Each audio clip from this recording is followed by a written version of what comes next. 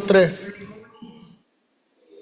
Ahí en sus Biblias que acompáñenme, Hebreos capítulo 3.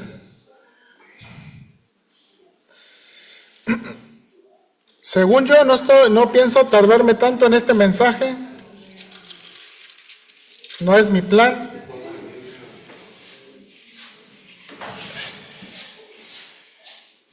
Hebreos capítulo 3. Déjeme leer. Ahí sígame con su vista. Déjeme leer los primeros. No todo el capítulo. Voy a leer todo el capítulo. Hebreos capítulo 3. Dice así las Escrituras, hermanos, en la Biblia. Por tanto, hermanos santos, participantes del llamamiento celestial, considerad al apóstol y sumo sacerdote de nuestra profesión, Cristo Jesús, el cual es fiel al que lo constituyó, como también lo fue Moisés en toda la casa de Dios. Porque de tanto mayor gloria que Moisés es estimado digno cuanto tiene mayor honra que la casa el que la hizo. Porque toda casa es hecha por alguno, pero el que hizo todas las cosas es Dios. Moisés a la verdad fue fiel en toda la casa de Dios como siervo, para testimonio de lo que se iba a decir. Pero Cristo como hijo sobre su casa, la cual somos nosotros, si retenemos firme hasta el fin la confianza y el gloriarnos en la esperanza. Por lo cual, como dice el Espíritu Santo, si oyereis hoy su voz, no endurezcáis vuestros corazones como en la provocación, en el día de la tentación en el desierto, donde me tentaron vuestros padres, me probaron y vieron mis obras 40 años.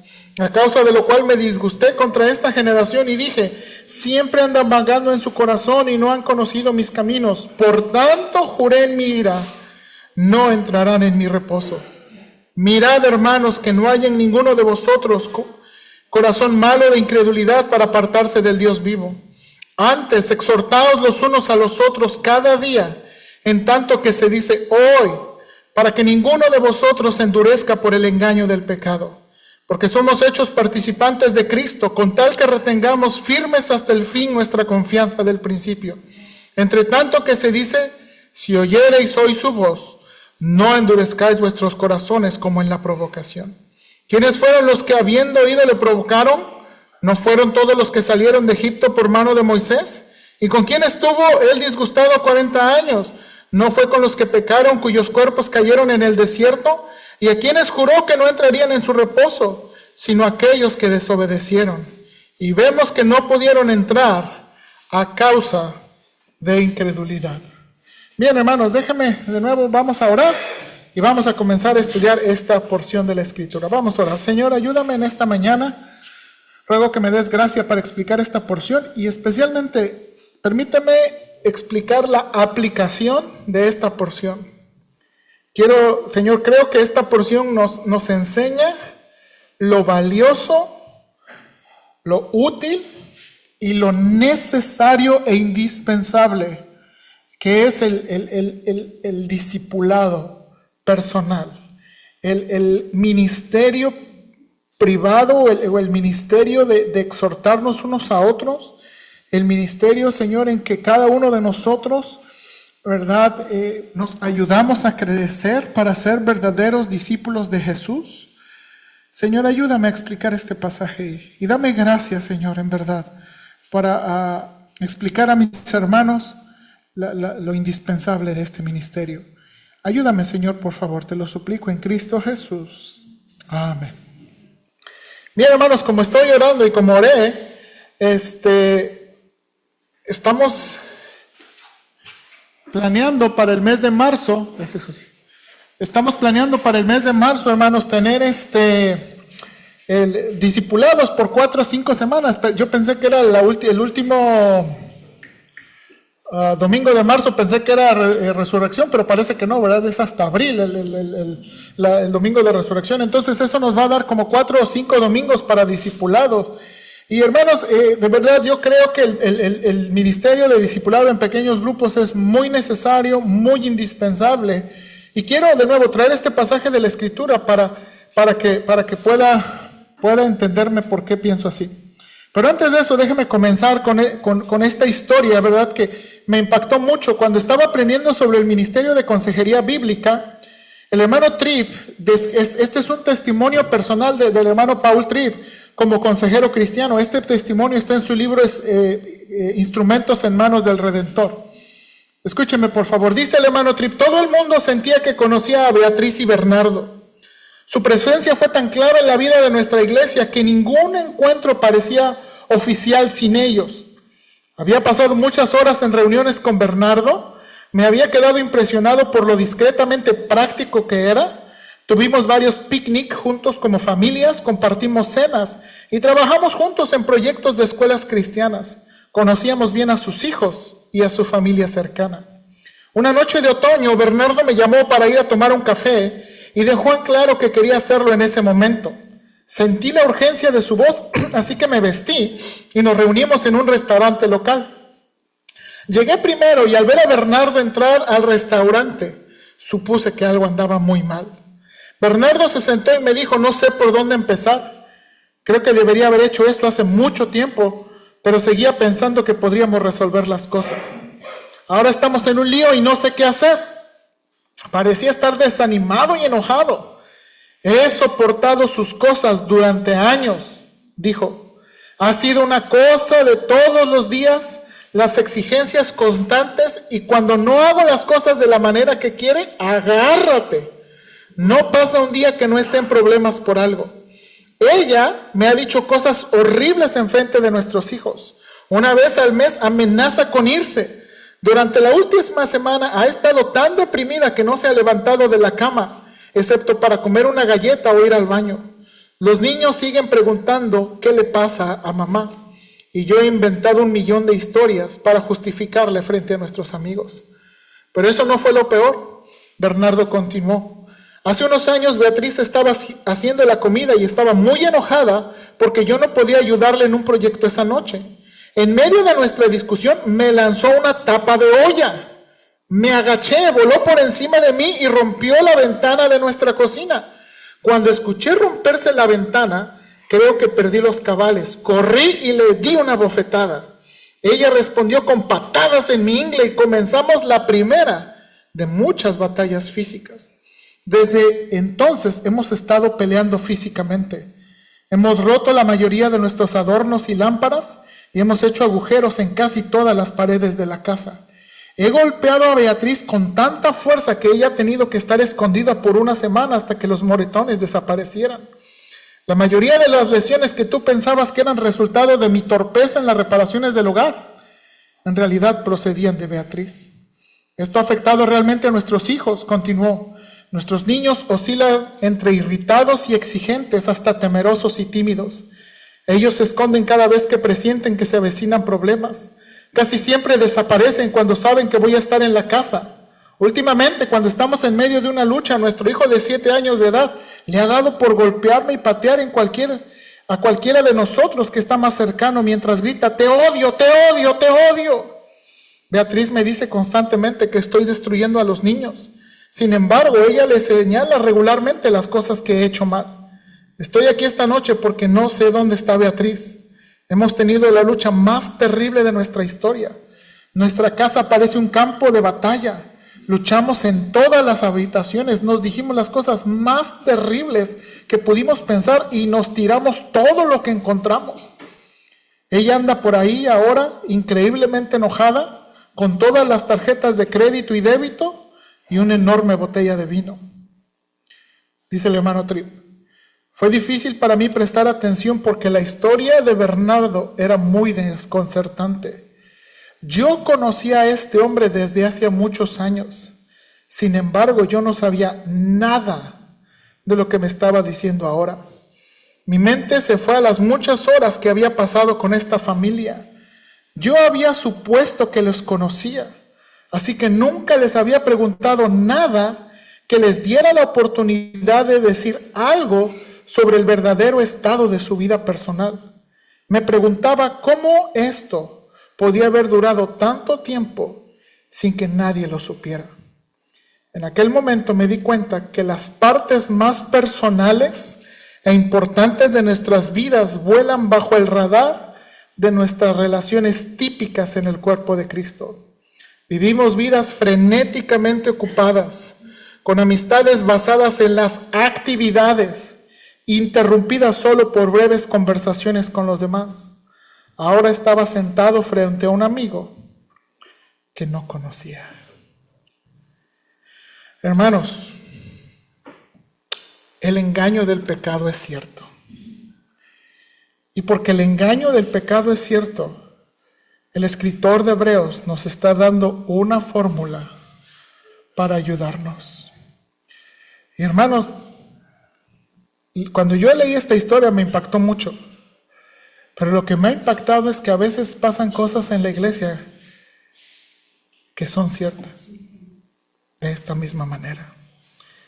El escritor de Hebreos comienza diciendo aquí, hermanos, por favor, aquí hay 3 mandamientos que el escritor de Hebreos nos da para ayudarnos y para ayudarnos, hermanos, con el engaño del pecado y para ayudarnos a prevenir que cosas así en la iglesia, el cuerpo de Cristo, puedan pasar. Comienza el primer mandamiento diciéndonos, por tanto, hermanos, participantes del llamamiento celestial, considerad al apóstol y sumo sacerdote de nuestra profesión, Cristo Jesús. Su primera exhortación del escritor de Hebreos para con los oyentes originales que estaban, hermanos, sufriendo y luchando y de nuevo teniendo tanta presión de la familia, del exterior y de tantas cosas. Y hermanos, les dice, consideren al apóstol y sumo sacerdote de vuestra profesión, Cristo Jesús. El escritor de Hebreos está usando la palabra apóstol, hermanos, en su sentido técnico, no en el como apóstol, como el Señor Jesucristo instituyó. La palabra apóstol es un enviado, es un mensajero, alguien que va de parte de alguien. Y Él les está diciendo, consideren al Señor Jesús como aquel que el Padre envió para morir por nosotros y comunicarnos su palabra, para revelarnos al Padre. Consideren que Jesús es el mensajero más excelso. El escritor de Hebreos, hermanos, comenzó diciendo, el Señor Jesús es mejor que cualquier ángel mensajero. Los ángeles son hijos de Dios y Dios ama a los ángeles, pero a ninguno de los ángeles les ha dicho, siéntate a mi diestra, que ponga a tus enemigos, ¿verdad?, debajo de tus pies, ¿verdad? Y aquí, hermanos, el escritor de Hebreos dice, consideren aquel que Dios ha enviado para predicarnos la palabra de Dios y para morir por nosotros en la cruz del Calvario. Él es el apóstol. Pero no nada más el apóstol, dice, es el sumo sacerdote de nuestra profesión. Hermanos, el Señor Jesucristo, para los judíos, esto, hermanos, el sumo sacerdote era la persona encargada de ofrecer sacrificios una vez al año por los pecados de todo el pueblo. Hermanos, el sumo sacerdote era la persona que si tú lo veías en medio de muchos, tú ibas a saber cuál es el sumo sacerdote. El sumo sacerdote tenía, ¿verdad?, las piedras que representaban a las 12 tribus de Israel, tenía una vestimenta diferente. Y hermanos, de nuevo, uno iba a ver a los sacerdotes, pero el sumo sacerdote, ustedes iban a saber, oh, ese es el sumo sacerdote. Y si el sumo sacerdote viviera hoy en día, a lo mejor todos quisiéramos tomarnos un selfie con él, ¿verdad? Ahora, dice aquí el escritor de Hebreos, consideren al Señor como nuestro sumo sacerdote. Hermanos, el Señor Jesucristo se hizo carne para morir por nosotros, pero también para entendernos completamente. Miren lo que dice capítulo 2, por favor. Capítulo 2, versículo 14. Así que por cuanto los hijos participaron de carne y sangre, Él también participó de lo mismo. Note eso. Los hijos participaron de carne y sangre. ¿Eso qué significa? Eran seres humanos. Él también participó de lo mismo para destruir por medio de la muerte al que tenía el imperio de la muerte. Esto es el diablo. Y librar a todos los que por el temor de la muerte estaban durante toda la vida sujetos a servidumbre. Porque, hermanos, este versículo, por favor, recuérdele, no socorrió a los ángeles. Hermanos, Satanás fue el primer ángel en pecar. Ángeles siguieron a Satanás y Dios no proveyó un rescate por ellos. Hermanos, Dios no proveyó un rescate para Satanás y los demonios. Dice aquí, porque ciertamente no socorrió a los ángeles, sino socorrió a la descendencia de Abraham, por lo cual debías ser en todo semejante a sus hermanos, para venir a ser misericordioso y fiel. ¿Qué dice? Sumo sacerdote en lo que a Dios se refiere, para expiar los pecados del pueblo. Pues en cuanto él mismo padeció siendo tentado, es poderoso, ¿qué dice aquí? Para socorrer a los que son tentados. Hermanos, la realidad es que cada uno de nosotros batallamos con diferentes cosas. Hermanos, cada uno de nosotros aquí, que estamos aquí en el templo, ¿verdad? Todos nosotros batallamos con diferentes pecados. Y nuestras luchas no son iguales. Y nuestras luchas no son del mismo nivel. Y nuestros pecados no tienen las mismas consecuencias. Hermanos, tenemos que aceptar, ¿verdad?, que algunos somos medio adictos al café.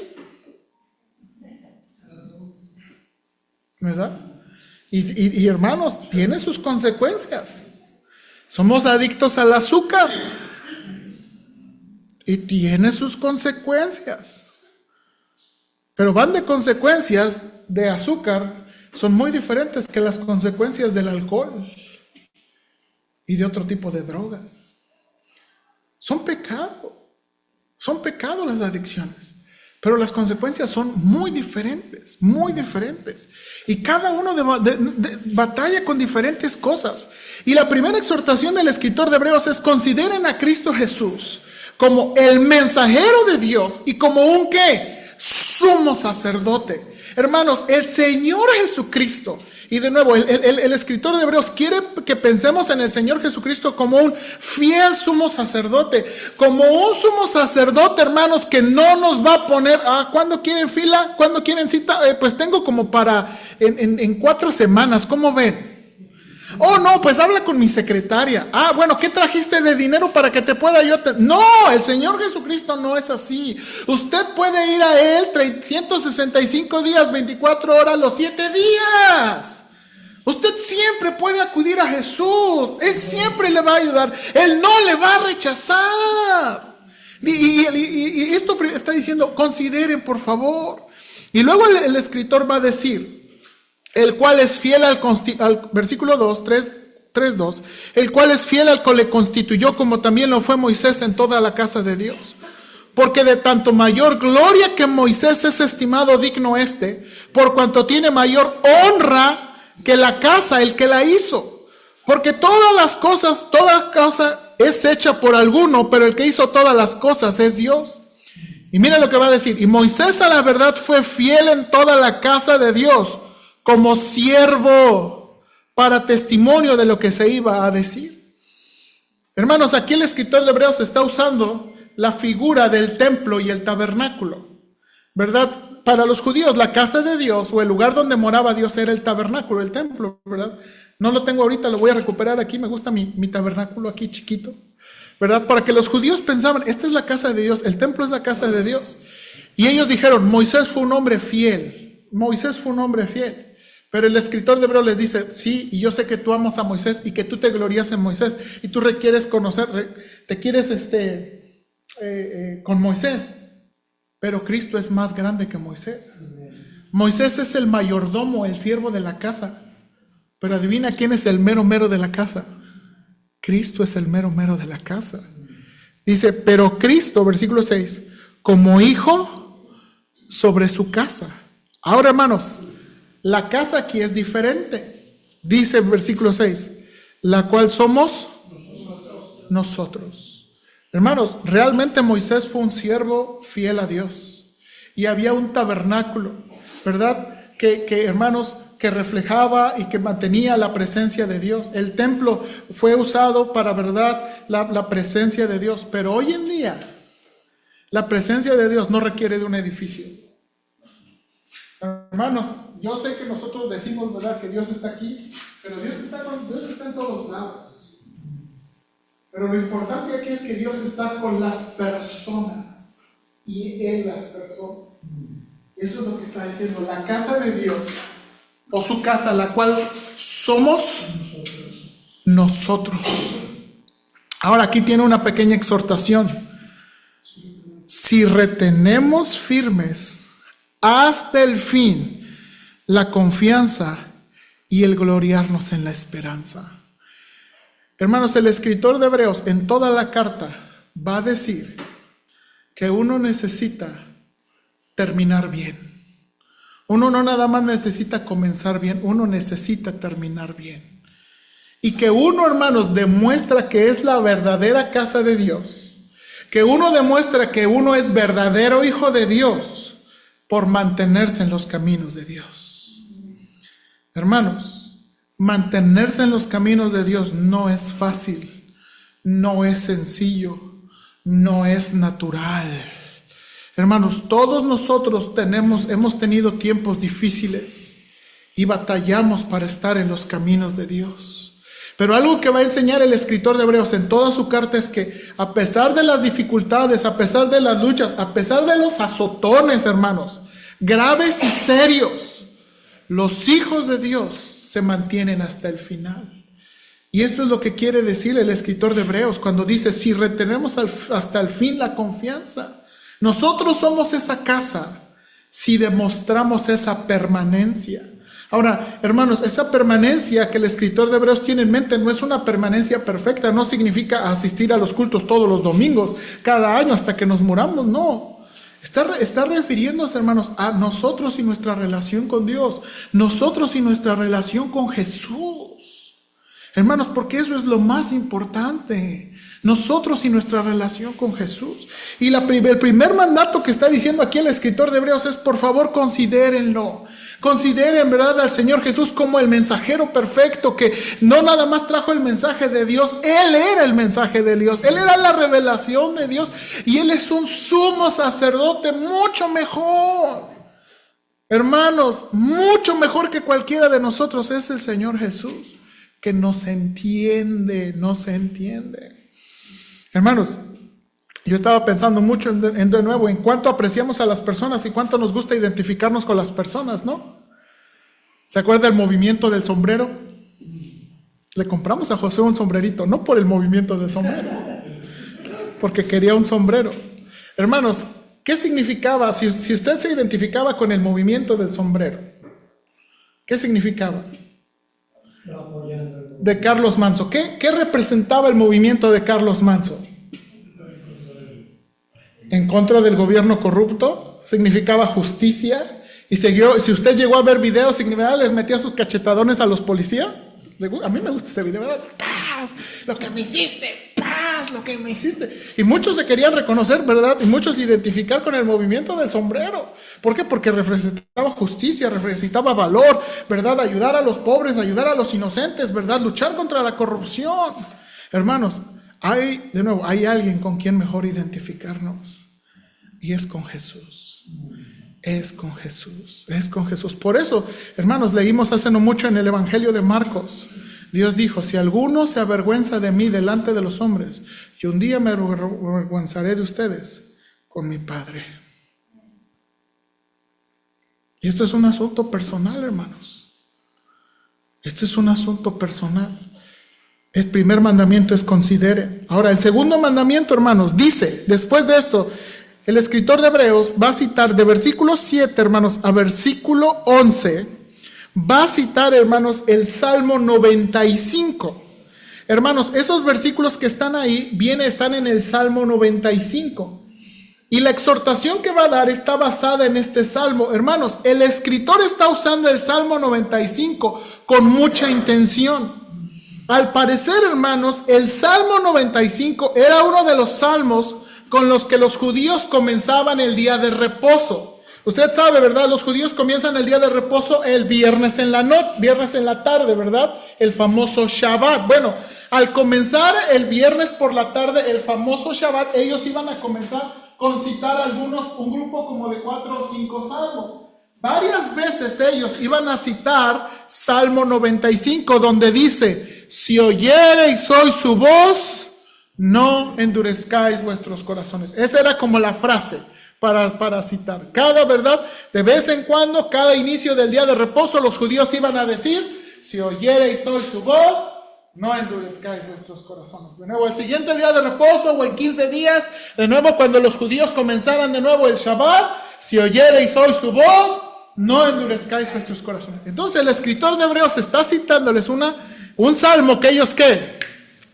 Conocen de memoria. Y con que lo conocen de memoria, parece que no lo están entendiendo. ¿Por qué? Porque si Jesús es el mensajero perfecto y el sumo sacerdote perfecto, necesitamos escuchar su voz.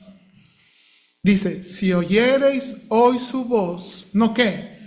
No endurezcáis vuestros corazones. Y entonces, hermanos, viene la siguiente exhortación.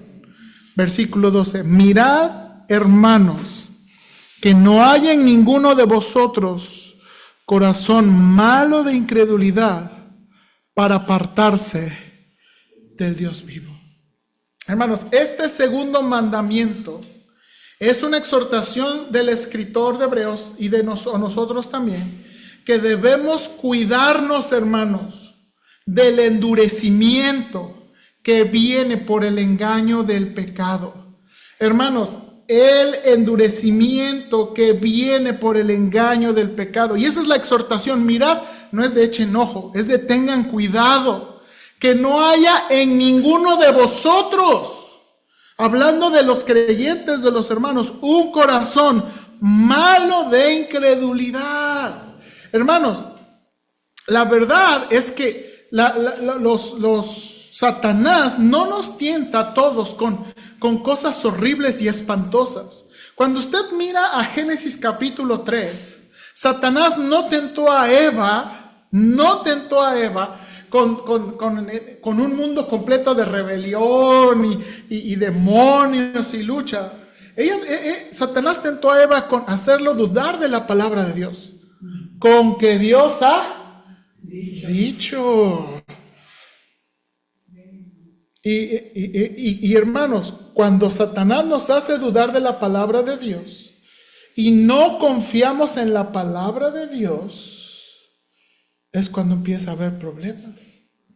No, hermanos, Satanás es muy sutil en la manera en que quiere engañarnos. Y por eso el escritor de Hebreos es, tengan cuidado que en vosotros no haya un corazón malo de incredulidad. Hermanos, Satanás no va a venir a nosotros presentándonos algo y un mundo y un reino completamente opuesto. No, va a venir, hermanos, con pequeñas mentiras sutiles que nos hacen dudar de la palabra de Dios, Ahora, hermanos, dice aquí, un corazón malo de incredulidad. ¿Qué es lo que puede llegar a ser un corazón malo, un corazón de incredulidad? Para apartarse del Dios vivo. Para apartarse del Dios vivo. Hermanos, quiero decir esto con respeto. El problema de a veces de nosotros como creyentes no es cambiar de iglesia. Hermanos, si por ejemplo, si usted... esta iglesia no le ayudamos, o este pastor es muy tonto, es un necio, y usted cree que puede ir a otro lugar mejor, amén. Pero el problema a veces, hermanos, es que muchos dejan a Dios completamente. Hermanos, algo que reveló la pandemia es que muchos ya no regresaron al Señor para nada. ¿Se acuerdan? O sea, hermanos, la pandemia, creo, del 2020 fue un parteaguas y un filtro para saber quiénes realmente eran del Señor. Y lo triste no es, de nuevo, o mejor dicho, lo triste es que ya no regresaron. Hermanos, este es el peligro constante, la incredulidad que viene por el engaño del pecado. Hermanos, déjenme leerle otra ilustración del hermano Tri para enseñarnos que este engaño del pecado, mire, más adelante dice aquí, el versículo 13, antes exhortaos los unos a los otros cada día, en tanto que se dice hoy, para que ninguno de vosotros se endurezca por el engaño del pecado. Hermanos, ¿qué tan grave es el engaño del pecado? Mire lo que dice el hermano Tripp, de nuevo, testimonio real. Durante los años en los que enseñé este curso, hablando de consejería, muchos de mis estudiantes me preguntaron si yo los aconsejaría. Aquí está cómo fue la dinámica. Mientras hablaba con ellos sobre la hora mismo del Evangelio y los alentaba con el poder del Evangelio para que transformaran la vida de formas muy concretas, los estudiantes en la clase meditaban sobre los problemas en sus propias vidas. Déjenme hacer una pausa. El hermano Tripp estaba enseñando a alumnos del seminario que iban a ser futuros pastores. ¿Ok? Es el hermano Tripp enseñando a alumnos del seminario que van a ser futuros pastores. ¿Okay? Ya que la clase descubriría cosas que no habían sido antes descubiertas, y ya que solo faltaban unos cuantos meses para la graduación y para entrar a alguna clase de puesto en el ministerio, sentía la urgencia de tratar con lo que el curso exponía. No estaba preparado para los relatos que iba a escuchar y para la clase de cosas con la que mis estudiantes estaban luchando. Francisco fue uno de los primeros. Llevaba casado 15 años. Tenía 4 hijos que iban de un joven adolescente para abajo y había llegado al seminario después de una exitosa carrera de finanzas. Se sentó en mi oficina y después de demasiada charla, se hizo obvio que Francisco estaba teniendo problemas para hablar sobre lo que lo había motivado a buscar mi ayuda. Le aseguré mi compromiso con él y la importancia de que recibiera ayuda y la confidencialidad de nuestra relación. Yo no estaba preparado para lo que después dijo abruptamente. Escuche el relato de Francisco. En el sótano tengo un closet con ropa de mujer que me pongo en la noche. Es el único momento de mi día en que me siento cómodo. Casado con 4 hijos. Para ser pastor o un ministro. Dice el hermano Tripp, debo admitir que me dejó un poco perplejo. Era un joven teólogo muy brillante y dotado, cierto tipo de estrella intelectual. Vivía y trabajaba con la palabra de Dios todos los días. Podía analizar gramaticalmente los detalles del Evangelio de Jesucristo. Sin embargo, con todo eso, estaba perdido en un mundo de una profunda confusión de su identidad y el evangelio que estaba estudiando con el fin de ayudar a los demás parecía incapaz de rescatarlo a él. Me preguntaba qué se estaría diciendo él mismo mientras hacía las entrevistas en el ministerio. Me preguntaba cómo su esposa se había abierto paso a través de todo esto. Me preguntaba cómo pensaba que lo que podía esconder de sus cada vez más falseados hijos. Pero más que todo, me preguntaba cómo puedes usar ropa de mujer en la noche y levantarte la mañana siguiente y hacer una exégesis predicación de Colosenses. ¿Cómo? Por el engaño del pecado. Hermanos, ¿qué tan serio y grave es el engaño del pecado? ¿Cómo uno puede entrar al mundo de la inmoralidad sexual? ¿Cómo uno puede perder una esposa y una familia por 10 minutos de placer?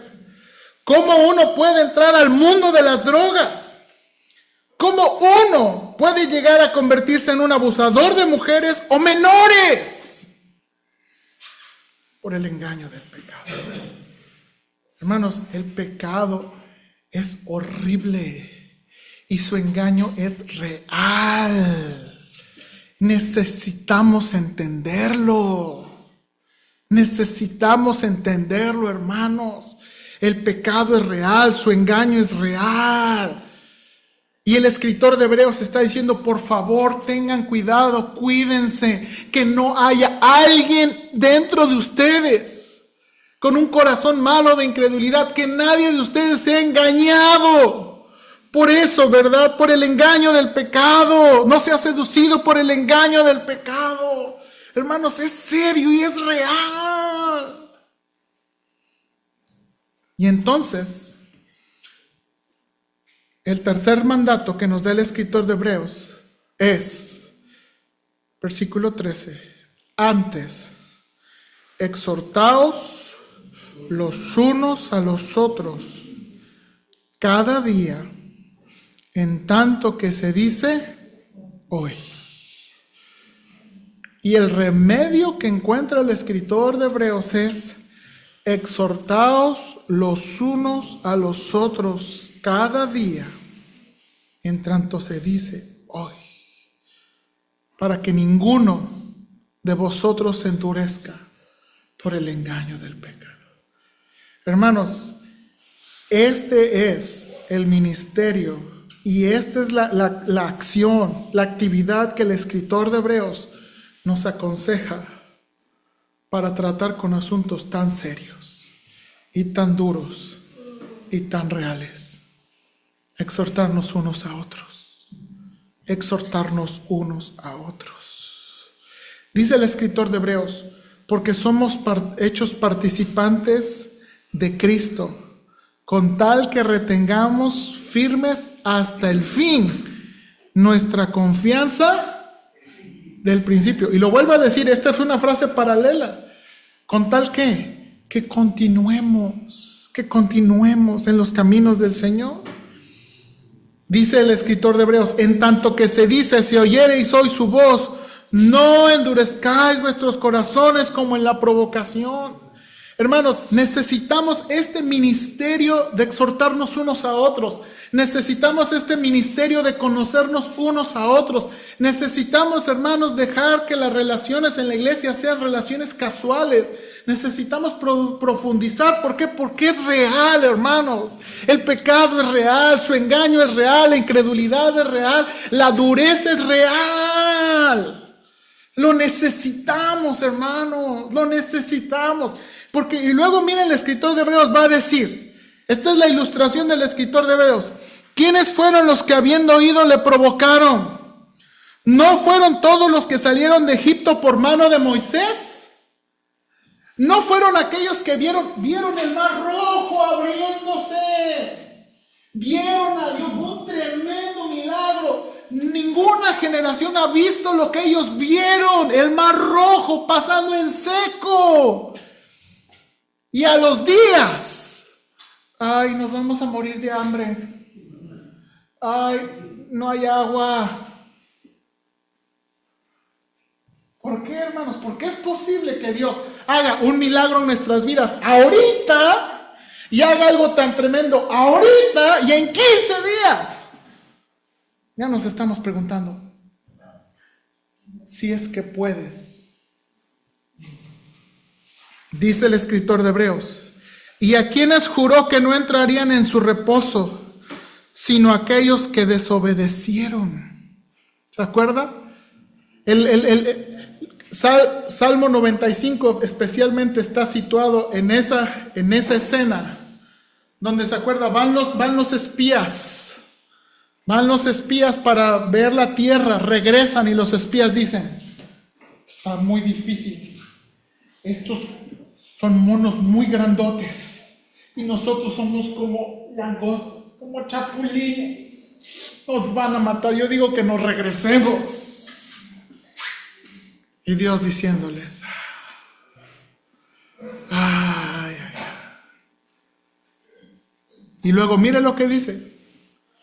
Y vemos que no pudieron entrar a causa de incredulidad.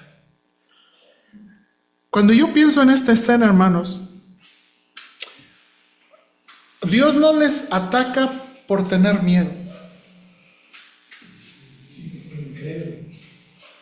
Hermanos, pues imagínense, los otros eran altotes, grandotes, fortachones.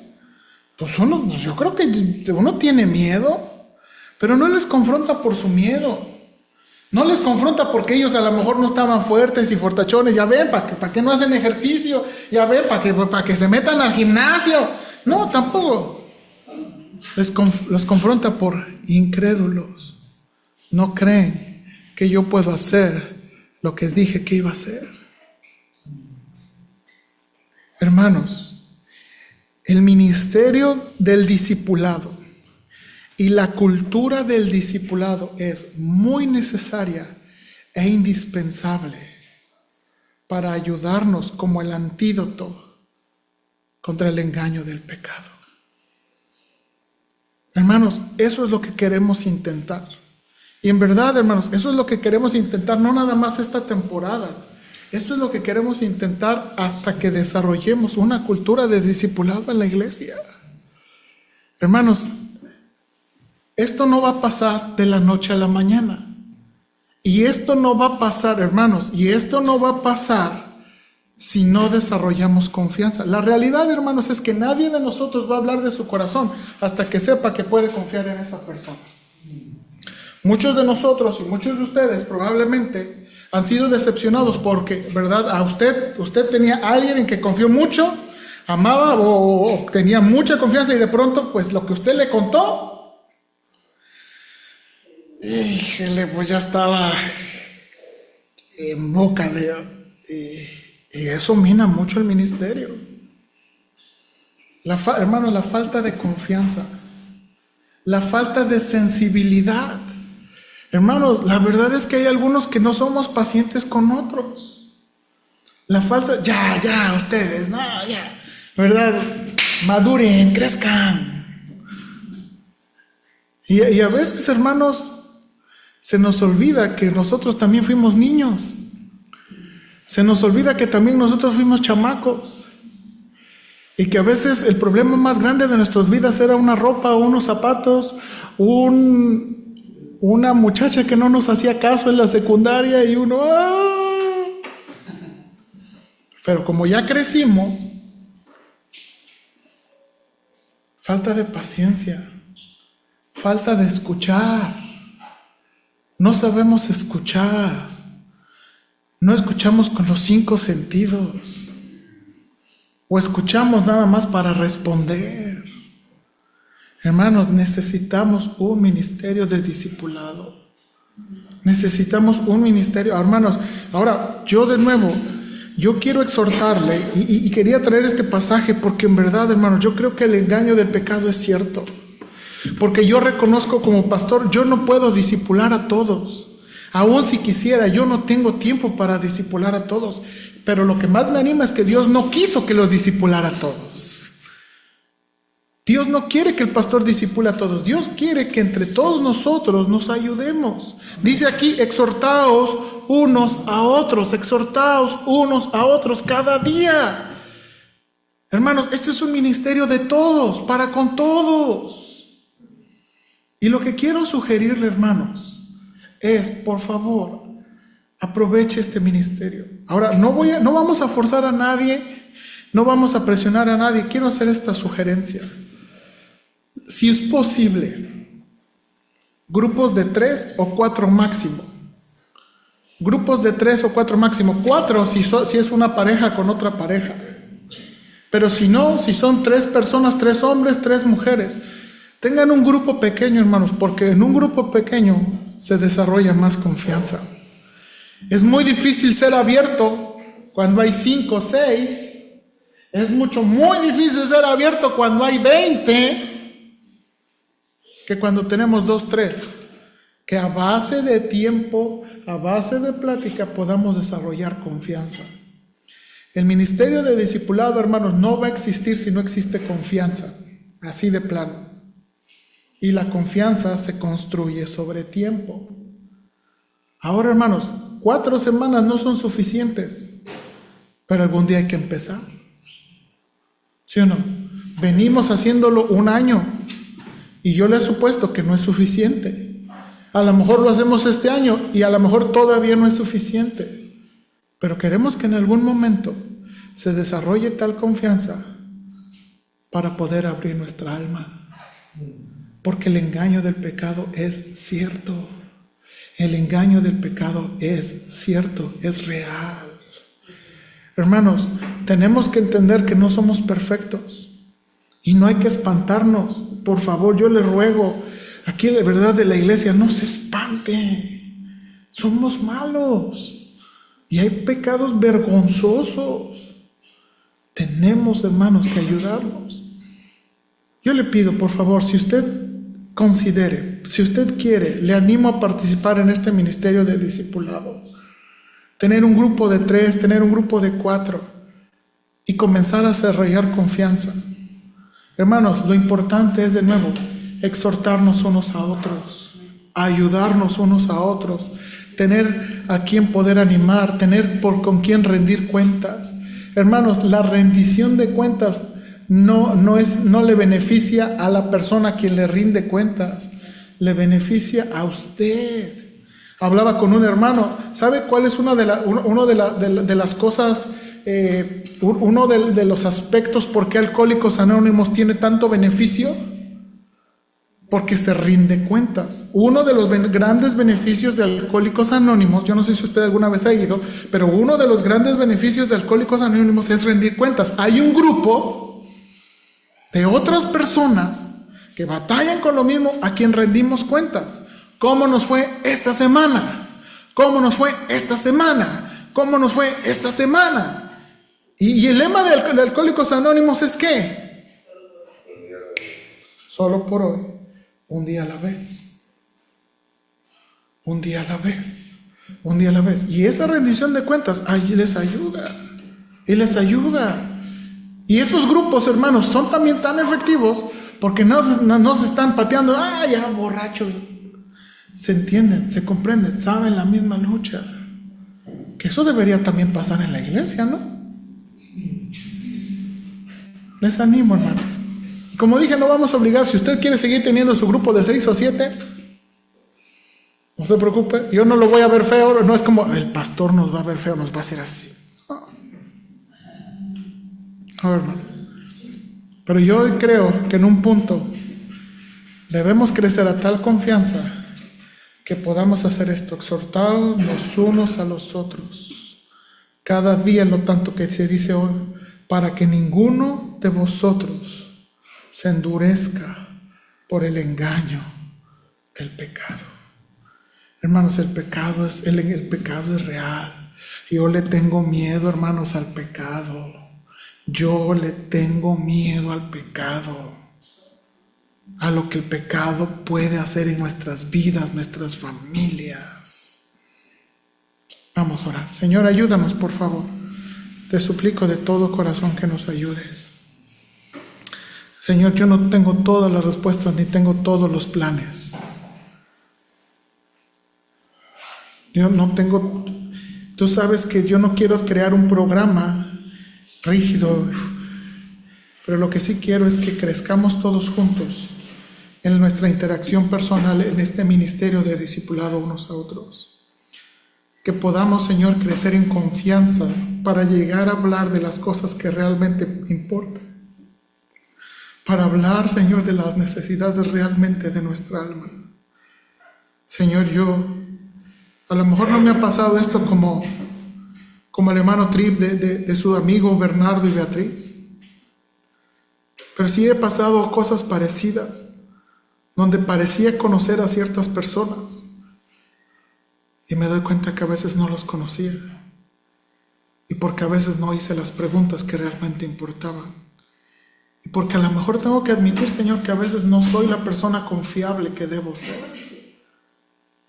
Señor, ayúdanos. Yo sé que aquí en la iglesia no todos son confiables. Yo sé que a lo mejor habrá algunos que no son nada confiables. Pero ayúdanos a luchar por ser personas confiables, que podamos hablar de las cosas que realmente importan, porque el pecado existe, porque la apostasía existe y porque podemos alejarnos de Dios a un mundo de destrucción. Ayúdanos, por favor, te lo suplico, en nombre de Cristo Jesús. Amén.